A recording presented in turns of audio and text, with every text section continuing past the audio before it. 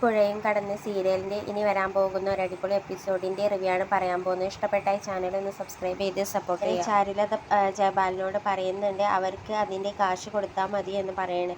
ആ സമയത്ത് ജയപാലൻ പറയും 1 ഏക്കറിന് 5 ലക്ഷം രൂപ. ആ സമയത്ത് കാവേരി പറയും 1 ഏക്കറിന് 10 ലക്ഷം രൂപ, മൊത്തം 30 ലക്ഷം രൂപ തരണം. 1 രൂപ കുറഞ്ഞാൽ പോലും ഞാൻ ഇവിടെ നിന്നും പോകില്ലെന്ന് പറയണം. ജയപാലൻ പറയും ഞാൻ തരില്ല എന്ന്. രാഗിണി ജയപാലനോട് പറയും അച്ഛ അത് കൊടുക്ക്, എൻ്റെ കല്യാണം നടക്കണ്ടേ എന്ന് ചോദിക്കണം. കല്യാണത്തിന് വന്നവരെല്ലാവരും ചോദിക്കും ഈ കല്യാണം നടക്കുമെന്ന്.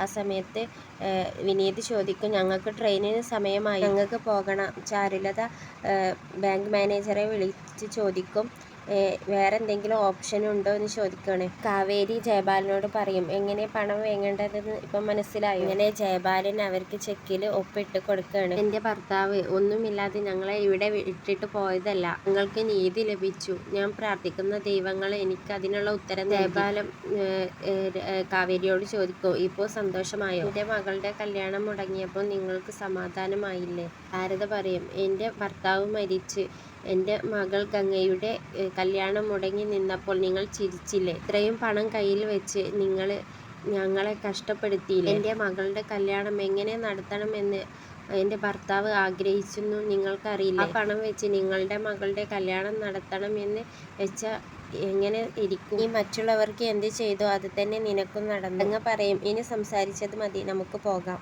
ഞാൻ പറഞ്ഞത് നടന്നില്ലേ ജയബാല? ഈ തോട്ടം ഞങ്ങൾ തന്നെ വാങ്ങിയെടുക്കും എന്ന്. അങ്ങനെ അവരെല്ലാവരും അവിടെ നിന്നും പോകുകയാണ്. നിവിൻ്റെ അച്ഛനോട് ചോദിക്കും എന്താ ഇനി ഞാൻ ചെയ്യേണ്ടത്? ഇനി പോയി താലി കെട്ടണോ?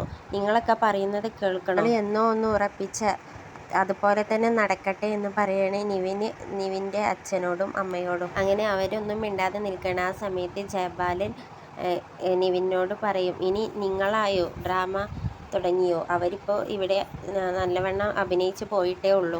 ജയപാലൻ നീ പോടാ എന്ന് പറഞ്ഞുകൊണ്ട് നിവിനെ ഉന്തും. ആ സമയത്ത് രാജേശ്വരി ജയപാലനോട് ചോദിക്കും എന്താ നിങ്ങൾ കാണിക്കുന്നത്? എന്താ എൻ്റെ മകനെ നിങ്ങൾ വല്ല പട്ടിയെയും ആട്ടി ഓടിക്കുന്നത് പോലെ ഓടിക്കണോ? അതൊക്കെ നിന്നോണ്ടി. ജയപാലൻ രാജേശ്വരിയോട് ചോദിക്കും നീ എന്തൊക്കെയായി പറയും? ജയപാലൻ പറയും ഇനി രാഗിണിക്ക് ഒന്നും കൊടുക്കാനില്ലെന്ന് കരുതിയിട്ടാണോ ഇങ്ങനെയൊക്കെ പറയുന്നത്? എല്ലാം ഞാൻ ഇഷ്ടം പോലെ എടുത്തു വെച്ചിട്ടുണ്ട്. രാഗിണി ചോദിക്കും എന്താ ഇവിടെ നടക്കുന്നത്? എന്നെ നാണം കെടുത്തിയപ്പോൾ നിങ്ങൾക്കൊക്കെ സമാധാനമായില്ലേ? അവനോട് എന്നെ കല്യാണം കഴിക്കാൻ പറയും.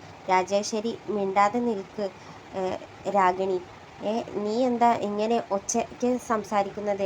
പെൺകുട്ടികളായ അടക്കോ ഒതുക്കോ ഒക്കെ വേണം. നീ മര്യാദയ്ക്ക് എൻ്റെ മകനോടൊന്ന് സംസാരിക്കാറുണ്ടോ? എൻ്റെ അച്ഛൻ പറയും ഈ കല്യാണം ഇനി നടക്കാൻ പോകുന്നില്ല. ജയപാലൻ ചോദിക്കും ഈ കല്യാണം നടക്കാൻ പോകുന്നില്ലെന്നോ? രാജേശ്വരി പറയും ഇനി ഈ കല്യാണം നടക്കാൻ പോകുന്നില്ല. വന്നവരെല്ലാവരും മകന് ഇങ്ങനത്തെ ഒരു കുടുംബത്തിലാണോ കല്യാണം കഴിപ്പിക്കുന്നതെന്ന് പറഞ്ഞ് ഞങ്ങളെ അപമാനപ്പെടുത്തി. ഇവിടെ നടന്ന പ്രശ്നങ്ങളെല്ലാം കണ്ടുകൊണ്ട് ഈ കല്യാണം നടന്ന അത് നല്ലതിനായിരിക്കില്ല. ജയപാലൻ പറയും ഈ കല്യാണം നടക്കാതെ ഇവിടെ നിന്നും ആരെങ്കിലും പോയാൽ എല്ലാത്തിനെയും ഞാൻ കൊന്നുകളയും. ആ സമയത്ത് നിവിൻ്റെ അച്ഛൻ ചോദിക്കും എന്താ ഞങ്ങളെ പേടിപ്പിക്കുക? അങ്ങനെ രാജേശ്വരി പറയും ഈ കല്യാണം നടക്കാൻ പോകുന്നില്ല, വാ നിവിനെ എന്ന് പറഞ്ഞുകൊണ്ട് നിവിനെയും പിടിച്ച് രാജേശ്വരി പോകുകയാണ്. ആ സമയത്ത് രാഗിണി നിവിനെ കയറി എടാ നീ എന്നെ കല്യാണം കഴിക്കാതെ പോകുകയാണോ എന്ന് ചോദിക്കുകയാണ്. ഞാൻ നിന്നെ കൊന്നു കളയും. ആ സമയത്ത് രാജേശ്വരി രാഗിണിയെ അടിക്കുന്നുണ്ട്. ജയപാലൻ ചോദിക്കും നീ എൻ്റെ മകളെ അടിക്കുമോ? ആ സമയത്ത് രാജേശ്വരി പറയും അടിക്കും. ബാലൻ പറയും ഈ കല്യാണം നടക്കണം. രാജേശ്വരി പറയും ഈ കല്യാണം നടക്കില്ലെന്ന് പറഞ്ഞുകൊണ്ട് നിവിനെയും കൊണ്ട് അവിടെ നിന്നും പോകുകയാണ്. കരഞ്ഞുകൊണ്ട് രാഗിണി രാജേശ്വരിയെയും നിവിനെയും എല്ലാം വിളിക്കുന്നുണ്ട്. ആ സമയത്ത് അവരൊന്നും തിരിഞ്ഞു നോക്കാതെ അവിടെ നിന്നും പോകുകയാണ്. രാഗിണി അവിടെ നിന്നും പൊട്ടിക്കരയായിരിക്കും. എൻ്റെ ജീവിതമെല്ലാം പോയി എന്ന് പറഞ്ഞുകൊണ്ട് നിവിൻ എന്ന് പറഞ്ഞുകൊണ്ട് പൊട്ടിക്കരയാണ് രാഗിണി. ഇതാണ് ഇനി വരാൻ പോകുന്ന ഒരു അടിപൊളി എപ്പിസോഡിൻ്റെ റിവ്യൂ. ഇത് ഇഷ്ടപ്പെട്ടിട്ടുണ്ടെങ്കിൽ ഈ ചാനൽ ഒന്ന് സബ്സ്ക്രൈബ് ചെയ്ത് സപ്പോർട്ട് ചെയ്യുക. ഇതിൻ്റെ ബാക്കി കഥ ഇനി നാളത്തെ എപ്പിസോഡിൽ.